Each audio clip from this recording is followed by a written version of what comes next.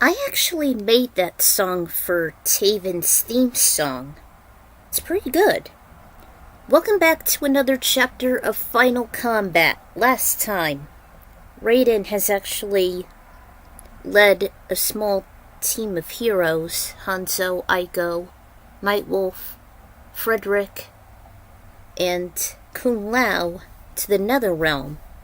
They sailed across the Sea of Blood on Charon's ship, which was inspired by MK11, and Aiko, as sensitive to the impurities as she was about to fall overboard, and the Sea of Blood is known where you sink forever, and even become part of the damned.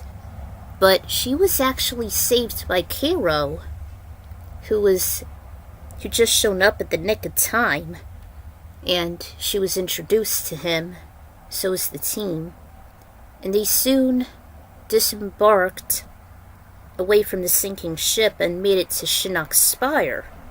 And they came across Taven, actually. Well, actually, they came across Havoc first, who was wounded by Taven and left to die by Shinnok and his betrayal of Darrow and Darius. So Hanzo actually took him to the Chaos Realm. And meanwhile, they met up with Taven when they were up the throne room. They were about to meet up with Shinnok and spy on him, and Raiden was outraged that Taven didn't know, myself included, that I was outraged, that Taven didn't know that Shinnok was a fallen elder god, but he didn't know the reason, that he invaded Earthrealm and Raiden casted him down upon his defeat, because he warred with the Elder Gods. And they actually came across Shinnok, but he wasn't the same. Apparently he diffused himself, and there was an evil doppelganger who was stronger than him. And from their last encounter, his heart was overwhelmed by loose light energy conjured by Nightwolf, which made him have a meltdown, and he dissipated into two. So the weaker, real Shinnok actually recalled distant memories on the war with the Elder Gods because he was outraged of his Titan mother, Chronica, and she was always so obsessed with the golden child, Cetrion, because she was always loyal to her, and Shinnok found out the truth, and so he was outraged. The Elder Gods did nothing, he invaded Earthrealm, and that was history. So with all of that information, the heroes went back to the Netherrealm to settle down and absorb it all. There was a lot to take in. So, Chapter 6, Pep Talks. Yeah, we definitely need a breather after this. As the team made it back to Earthrealm, the area before the entrance to the Dragon Grotto, Caro collapsed from overexertion. They immediately went to his side, especially Aiko and Taven. Moments later, Raiden broke through, telling everyone to stay back. He simply just laid his hands onto him and concentrated his ki, causing a combo of electricity and also light jinsei energy into the fatigued serpent, which let out some groans as the pure substance seeped into his wounds, as if adding salt to the injection site. The healing process eventually subsided, as did he. Taven still remained by his side and apologized for all the abuse Daegon made. Raiden then offered to have Caro and Aiko to recuperate on the Grotto ahead. Taven and Kung Lao, of course, decided to keep company. Noticed Kenshi. That was blindly fast. Have you guys emerged from the Netherrealm? It was Kenshi. He was the first to notice the team emerge. Nightwolf queried, How long have we been gone? The group knew that all realms tend to flow in different speeds. Even traversing from realm to realm would feel like weeks. And the Netherrealm itself tended to speed up time, as 1 year could be as close as a decade. Kenshi stated, You have only been gone around 15 minutes. Everyone was dumbfounded as it felt like several hours, crossing the sea of blood and climbing the excruciating spire. I also sensed tension. Everyone spoke about Taven and Caro before Raiden gifted the Red Dragon with the Jinsei energy. This was given to me some time before, as I was healing at the distant tropical island. Again, I want to appreciate you for saving Aiko's life. You must have known her. Yeah. I don't know you. How could you know me? Actually, I seem to know all of you. Needless to say, they were stunned. Excepting Taven, who remained unrelented, Frederick asked, How'd he known her if she never met him? Only the mysterious Oriental does. He wanted to keep his identity a secret. He was the one who spared me and helped me escape from the Red Dragons as soon as he bombarded the base. She recalled the discussion about the Hellspawn. He wasn't Blaze, was it? Who destroyed the Red and Black Dragons and saved you? He wasn't. I deeply apologize, Taven, on all my past incidences caused by Daegon. Wonder if it has anything to do with that competition Orin mentioned. Oh, Orin! I must head back to his cave. He must know the progression of the quest. I will send you there at once, Taven. It's been too long of a millennia since I last saw him. And not just Kenshi knew a storm was about to burst. Taven, this is hard to say, but your brother has become more evil than you realize. I was the one who awakened him prematurely. Long ago, I lost mental contact with the fire spawn Blaze. I mistakenly took it as the signal to awaken your brother, but it was too soon. Reviving him early had unforeseen effects. Daegon was unbalanced.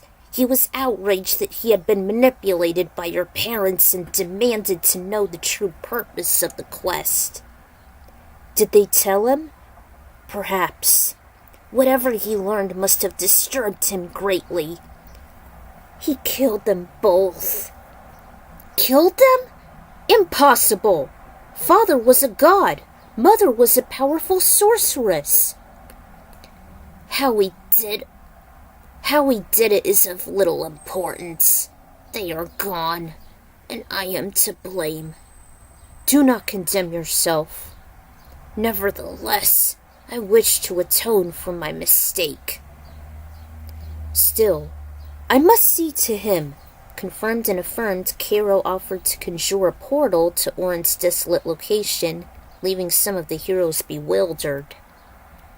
Poor Caro. Taven arrived as frantic as ever, calling for the dragon after discovering Shinnok and Daegon's plots, only to have him gone. His feet scuffled upon something that almost made him slip, like a flat, light surface never belonging to the basaltic soil. He examined the object, which had coats of dirt on it, and the particles dropped as he turned it. A buried sheet of thick parched paper, so it seemed. Taven then read the notes with the light from the magma making it seeable enough. Taven, I have gone to the distant Yin-Yang Island. I was abruptly attacked by a sorcerer named Quan Chi. I believe he'd been sent from the Netherrealm, and that someone assigned him for the assault while you went on your journey.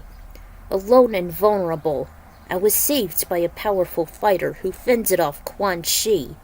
He assured I shall watch over you, as long as I remain safe, and that he shall do the same. Continue your quest, and may the Elder Gods watch over you as well. Sincerely, Orin. Taven! He perked up at the echoing voice of his mentor. Orin? Where are you? I can't see you. I am speaking to you telepathically, like I always have been. Do not fret. I am safe. Have you not found my letter? Yes. It said you were taken to Yin-Yang Island. You were attacked by Quan Chi. Who rescued you? He wants to keep his name a secret. Our enemies may still be after us. Taven was surprised. Secret identity. That must be that same Earthrealmer who helped Caro. Raiden assisted with his healing. Indeed, he told me the same, and that Caro is unharmed. Although, there was a sudden scrimmage involving Quan Chi. I was losing to him immensely, until our savior seamlessly defeated him in combat. He possesses strength beyond any mortal, and he wields both thunder and fire. He soon kicked the demonic sorcerer into the portal I created upon his signal. Still, I wonder if that man and Raiden know of the quest. Caro just mentioned of Daegon's enslavement over him. And killing my parents as well. Orin paused to what was almost a minute. Taven, there's more than you know about your parents' quest. If I am correct, this may all be a setup. Nevertheless, Daegon must be stopped at all costs. For once he wasn't saddened nor enraged at his brother's murders, but actually intrigued. What is it that you know and Caro know? Meanwhile, Quan Chi fell through that liquid cold portal as he emerged in Shinnok's spire. In the middle of his throne room, the Overlord was furious as he stood upright. You imbecile scum! You have failed me, Quan Chi!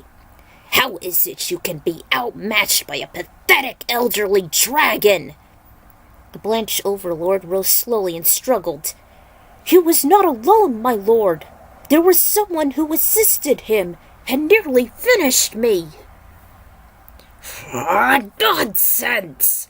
I have appointed you to slay the beast to prevent Taven on accomplishing the quest. And you failed miserably. I wouldn't want you to claim the prize nor have you participate in this foreplanning battle. Who by the Elder Gods thwarted you? He will not state his name, Lord Shinnok, but he did peep he knew me. He might just as well know what we are up to. He wields both fire and lightning, and his strength is incredible. Shinnok seemed somewhat intrigued. Interesting. We better clip this warrior's wings. Daegon! The caped crusader marched up to his side. The necromancer demanded Quan Chi to replay the battle involving the stranger he mentioned. A transparent orb was shown as the free-roaming sorcerer lost and was kicked into the yellow portal. He was exactly how Quan described him to be, even knowing who he was. Shinnok was taken aback by his astounding combat. He is strong, quite strong, and a skilled warrior. I told you he was a problem. And Taven is just as potent as he. Perhaps I'd be relying on the wrong brother. Overhearing the conversation, Daegon became infuriated. What? You swore you would help me! Shinnok just simply socked him one. Foolish boy! Your brother has been effectively delayed upon his extensive slumber. His means of teleportation hasn't been eliminated. And with this uncanny warrior meddling. Forgive me, Lord Shinnok. I didn't realize. It's just that your aid is vital to my success. Our success. There is more to this quest than you know. All things have led to this moment. The prize is not merely some gift, as your mother and father would have had you believe. It will determine the fate of many mortals, a fact I will use to my advantage. I don't understand. I have informed other warriors of the prize to hasten their participation. They will think, as you did, that godlike power will be bestowed upon the victor. It is a deception. They are marching to their doom. You shall be the victor, and the catalyst to my ascension. What must I do, Lord Shinnok? Little did he know that his altered, albeit dazed self listened to all of the blabber and made the dark heart gem luster.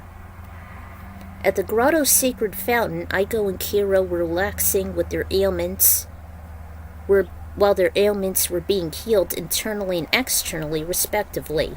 Kung Lao simply stuck with them.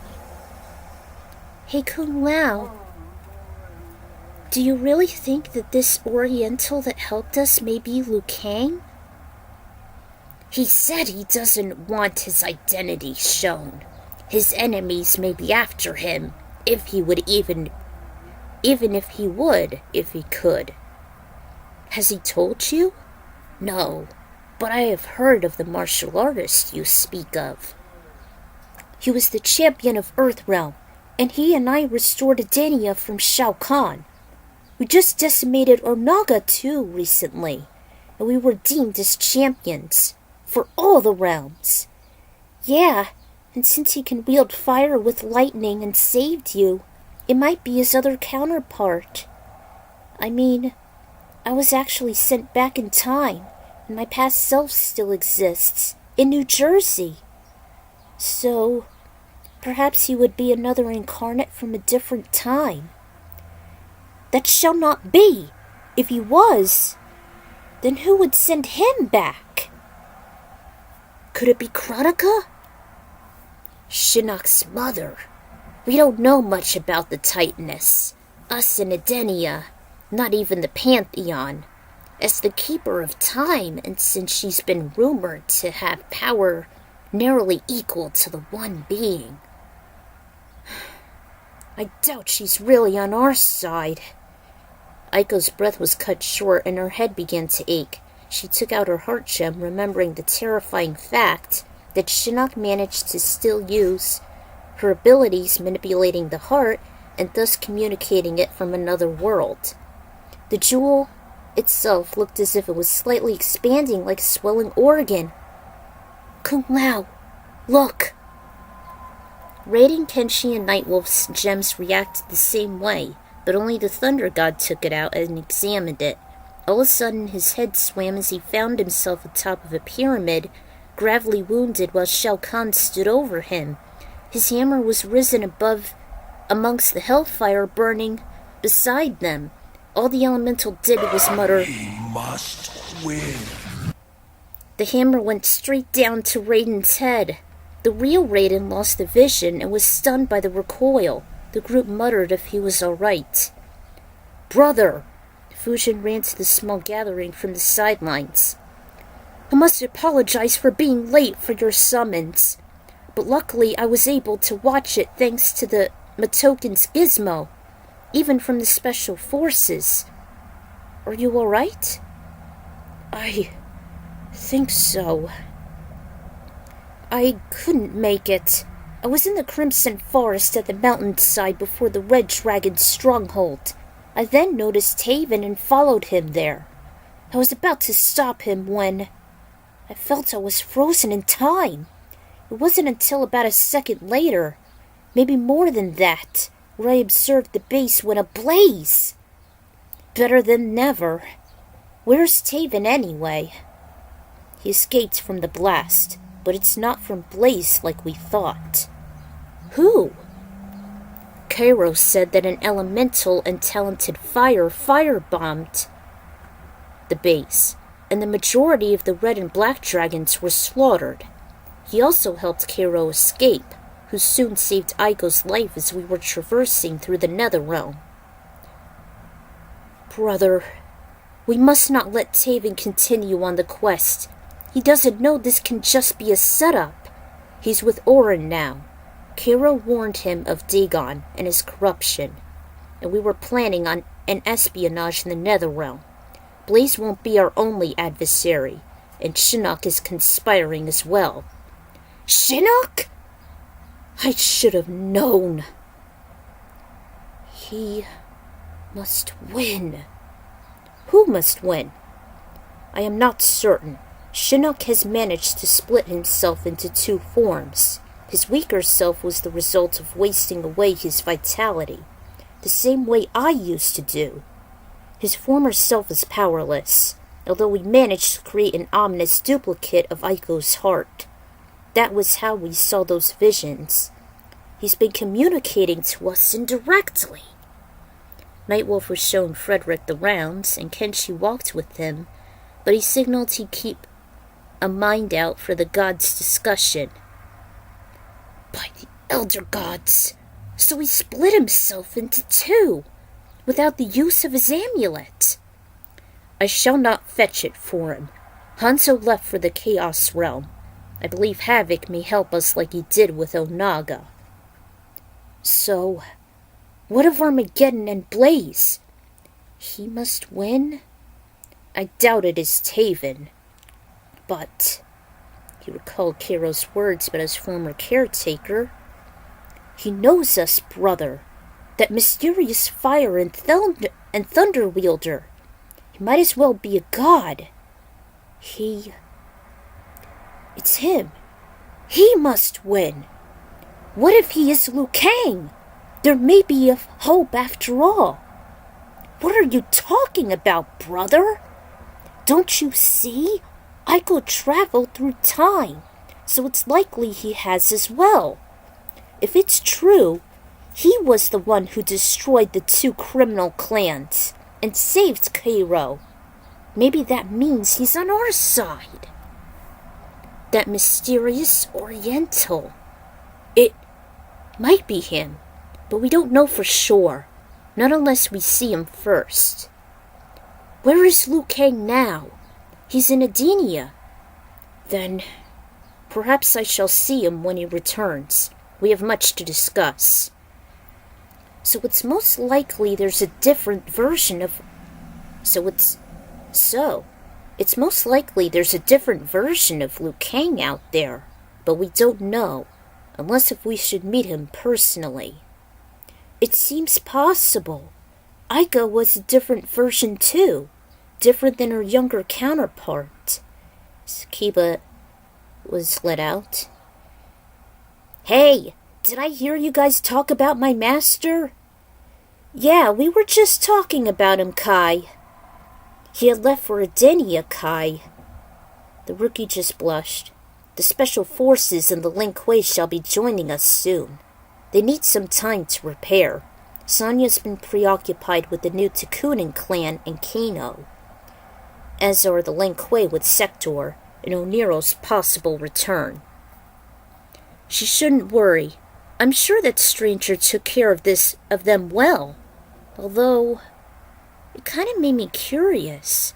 Since Shinnok split into two like atoms, perhaps the stronger version can still manipulate dark matter, while maybe the other could create and bend antimatter. That is quite a theory, Nightwolf. But we still can never trust him.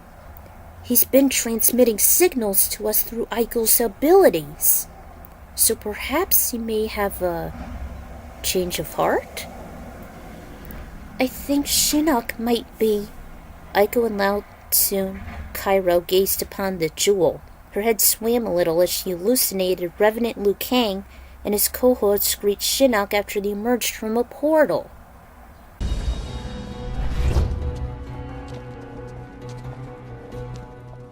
Praise be to Lord Shinnok. Let us be on our way. There is an Earthrealm force in Netherrealm. I am aware. They will be neutralized.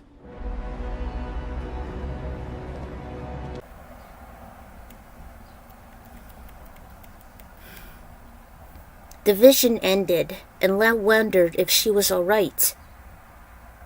What is today's date? April 14th. Why?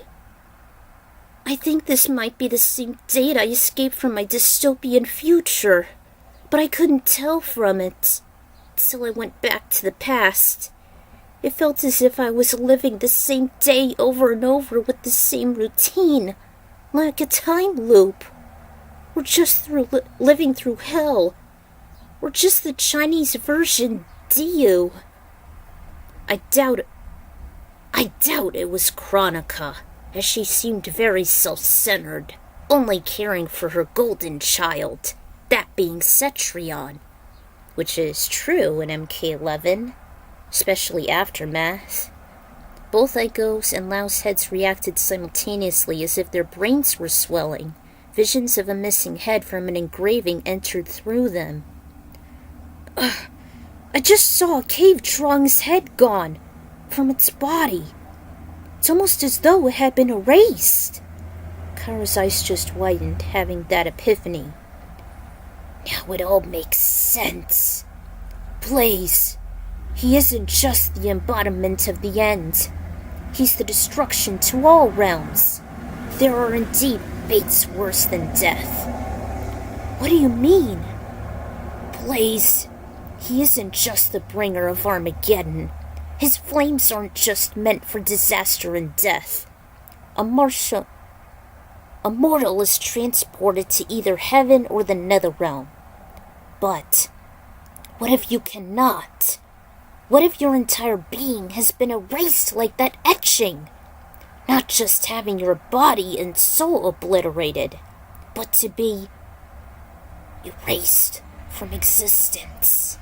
Both Lao and Aiko were beyond shell-shocked to move or say anything before Caro offered to open a portal. The idea of antimatter could be of Shadow the Hedgehog and Sonic Unleashed, warping matter. It turned out that Shinnok has suffered the same fate as Raiden did, dividing himself into two, while casting the majority of his vitality. Of course, time is of the essence, like in Back to the Future, being erased from existence. Time ticking down for Armageddon, not staying in the past, and the idea of being erased from existence via flames reminded me of Chandelure in Pokemon, and having a victim's soul be incinerated, leaving the body to rot. Only Blaze shall insert all. Heh! These guys never thought of that. Blaze incinerating the body and spirit. And there are the songs for that. I wish they would think about this sooner. Basically, I just thrown in whatever would fit, and little did I know I'm almost done with the conquest mode. Never liked the ideas in Orin being vulnerable to Quan Chi's assault, and having Taven be held the damage. Thus again, another little job for that mysterious Oriental. You probably know who he is, but I'm not going to reveal it. It certainly got the characters curious anyway, because it sure isn't Blaze. Nice for Kai to make a minor appearance. And I made a nod to the opening cinematic of the reboot with those 3 cryptic words. He must win. And the date April 14th was the same date when MKX was made, just a day before MK3 was made in 1995. That's insane! So another chapter done. Will the secret be revealed for this mysterious elemental? What would Shinnok be plotting with Daegon? Find out later. Until then, this is the Ecron Writers signing out. Whew. Man, I am so glad to be done with this.